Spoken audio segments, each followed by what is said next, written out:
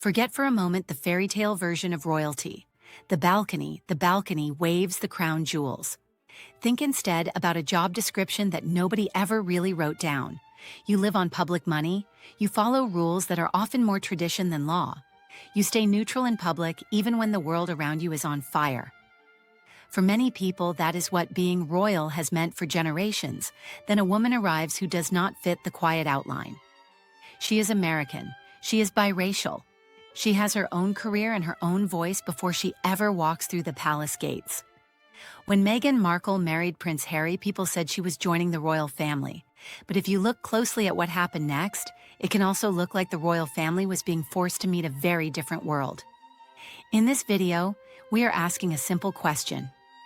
What really changed when Meghan Markle entered and then left the monarchy? Welcome to Royally Misrepresented, the place where we slow everything down. Here, emotion is not in charge. Headlines do not get the final word. We sit with timelines, facts, and context, and we let those speak first.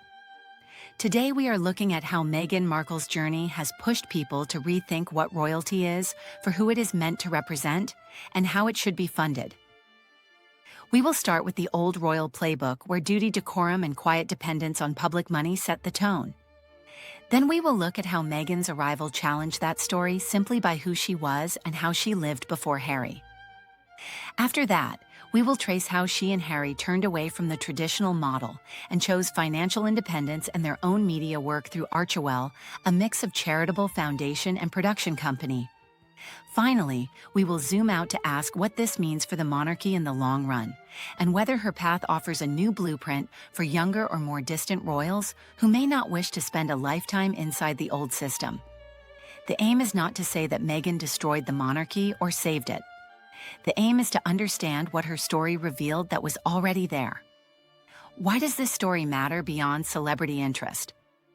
First, the British monarchy is not just a family, it is a symbol and a public institution. Questions about who sits at the center, who pays for their life, and how they represent the people around them are political questions, even when they are wrapped in pageantry and gold. Second, Meghan's identity brings long-running conversations about race, class, and belonging into a space that had mostly managed to keep those conversations at the edge. Her experience made it harder to pretend that the monarchy sat above those issues. Third, the way she and Harry chose to leave the system and fund their life through their own media work challenges an older assumption that senior royals must always rely on public funding and inherited estates. So when we talk about a royal rewrite, we are not only talking about palace drama, we are talking about how power adaptation and accountability look in the 21st century, the traditional royal playbook. For most of the modern era, the unwritten rules for working royals have looked something like this. You dedicate your life to public duty. You accept a high level of scrutiny. In return, you receive housing staff, travel support, and security, funded through a mix of the sovereign grant and income from royal estates. The sovereign grant is the pot of public money that supports the official work of the monarch and a limited number of family members. The late Queen's official website explained that Harry and Meghan once had a small share of that funding, about 5% of the costs of their office, with the rest coming from private sources, including Prince Charles at the time. In that older model, the idea of a working royal being fully financially independent was not really on the table. The trade was clear. Public money and public duty-out media coverage reflected that assumption. There were debates about the total cost of the monarchy, but there was far less focus on whether individual senior royals should earn their own money or build their own brands. Royal consorts and spouses were expected to fit into this structure. They might have had careers beforehand, teaching, nursing, the arts. Much like the late Queen or the former Duchess of Cambridge, had some work and charity activities before marriage, but once inside the institution, their role was largely defined for them. The public story was continuity. New faces, same basic script. That was the playbook Meghan walked into. Meghan's arrival, a different story walks in. When Meghan Markle entered this world, she did so with a set of facts that were unusual for a modern royal bride. She was an American citizen, she was divorced, she was biracial, and she already had a visible career as an actor and as the creator of a lifestyle site called The Tig. Her character on the legal drama Suits and her writing on the TIG presented her as someone who cared about ambition, culture, and women's voices. This did not match older royal images of a partner slowly growing into a public role from a more private life. At first, parts of the media story were surprisingly positive. Coverage in both the United States and the United Kingdom often described her as a breath of fresh air and as a sign that the monarchy was modernizing. But research looking back at those years shows that the tone shifted quickly and sharply, especially in some British tabloids. Studies of press coverage have found that Meghan was often framed in ways that highlighted her race and American background in a way that was very different from how previous royal women such as Catherine, Princess of Wales, were discussed in their early years. Headlines questioned her family background, her ambition, and her supposed difficulty in fitting in. Some of this echoed older patterns used against other women who married into the royal family, but the layer of race made it different and more pointed. So even before Meghan and Harry made any big decisions about their future, the simple fact of who she was had already started to stress test the royal playbook. She was not someone whose life began when she married a prince. She arrived with her own story already in motion, the inversion challenging core royal expectations. The real inversion came when Meghan and Harry started to act on the tension they felt between the traditional model and the lives they wanted to live. One turning point was their decision in early 2020 to step back from their roles as senior working royals. They announced publicly that they wished to carve out a new role, be financially independent, and split their time between the United Kingdom and North America. On their official site, at the time they explained that they would no longer receive money from the sovereign grant. That shift formally ended the small part of their office funding that came directly from public funds and aligned their finances more with private income and contracts than with taxpayer support. In other words, they chose a path that reversed the usual flow. Instead of public money in and duty out, they moved toward private money in and independent projects out. This broke more than one norm. First, it challenged the idea that senior royals must always be financially dependent on the institution. Second, it created complications for branding and titles. Their early attempt to build a Sussex royal brand showed how closely identity and institution are linked. The palace made clear that once they stepped away from official roles, they would not be able to use the word royal in a commercial context. Third, Meghan's approach to speaking about social issues brought another quiet rule into question. Working royals are expected to remain neutral in public, especially on anything that looks like politics. Meghan had already spoken about gender equality and representation before marrying Harry, but her willingness to address topics such as racism, mental health, and media responsibility in more direct language stood out inside a system that prefers gentle charity language and avoids naming structures too clearly.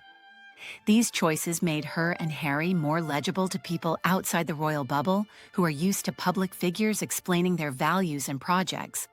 They also made them harder to place inside the old royal script.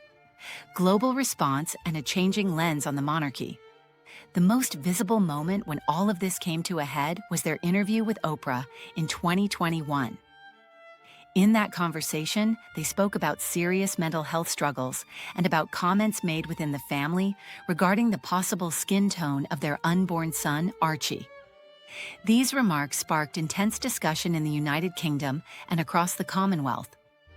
For many people in former British colonies, these revelations did not come as a surprise. They fitted into long-standing critiques of empire and racism, rather than feeling like a shocking one. Commentators in several Commonwealth countries used the interview as a lens to ask again whether a distant British monarch still made sense as head of state. Academic work has also pointed out that Meghan's biracial identity places her at the intersection of racial and class politics in ways that can both challenge and disturb comfortable stories about a post-racial Britain. At the same time, some sections of the British press and commentary space doubled down on a different narrative. To them, Harry and Meghan were ungrateful and attention-seeking.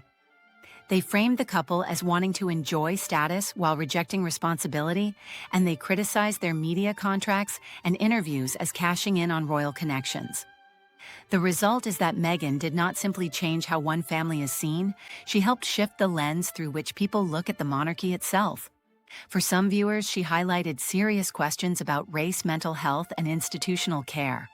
For others, she became the symbol of everything they feel has gone wrong with modern celebrity culture and media. Either way, the old assumption of gentle, unexamined respect has been weakened. A new blueprint, the Archewell model, and the next generation. After stepping back from royal duties, Harry and Meghan built a new structure, Archewell Legally, and practically Archewell is a mix. It includes a charitable foundation, now moving into a new structure under the name Archewell Philanthropies, as well as for-profit media arms. Archewell Productions and Archewell Audio, which develop television, film, and audio projects. On the media side, they signed a large deal with Netflix in 2020 and renewed their partnership in 2025 under a first-look agreement. Their projects include documentary series around their own story and around Invictus, as well as lifestyle content connected with Meghan's brand. As ever, on the charitable side, Archewell has reported several $1 million in revenue across its first years and has made grants to organizations working on digital safety, racial justice, mental health, and disaster relief, even in years where its charitable spending has been higher than the new donations coming in. This creates a very different financial picture from a traditional working royal. Instead of public tax-based funding and inherited estates, they rely on contracts, partnerships, and private philanthropy. That comes with its own pressures. They face intense scrutiny over whether their media projects perform well enough and over how their charitable arm uses its money. They are measured against both royal expectations and celebrity business expectations at the same time. Some critics argue that this is proof that royalty and private branding should never mix. Others see it as proof that senior royals who are not next in line can in fact build independent lives rather than remaining permanently on the public payroll. As debates continue in Britain about the cost of the monarchy and about slimming down the list of working royals, the Archewell model offers at least one example of a different path. It is far from perfect. It is still evolving, but it does raise a question for future generations of royals.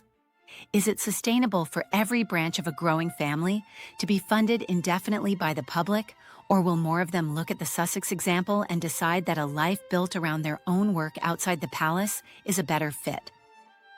When you step back and look at Meghan Markle's journey, you can see how much shifted in a short period of time. A royal partner with her own career and identity before marriage, a conscious choice to leave public funding behind and build an independent financial base. A willingness to speak openly about race and mental health in a system that usually avoids both a global reaction that has forced even supporters of the monarchy to think more carefully about what it represents. I would like to know how you see it. Do you think Meghan Markle has truly changed the monarchy, or has she mostly revealed tensions that were already building beneath the surface? If this breakdown helped you see the story with a little more clarity, you can support Royally Misrepresented by liking this video, subscribing, and sharing it with someone who has mostly known Meghan through negative headlines. Please keep the discussion thoughtful and respectful in the comments. Royal stories are often told as fairy tales or as simple scandals. Looked at carefully, they are really about people and systems trying to adapt to a world that does not stand still. Meghan Markle's time inside and outside the palace has brought questions about race, money duty, and voice into the open in a way that is uncomfortable for some and overdue for others. Whether you feel warmly toward her or not, her path has made it harder for any of us to see the monarchy as something timeless and untouched. Thank you for being here with Royally Misrepresented, a space for calm authority, clear facts, and balanced interpretation.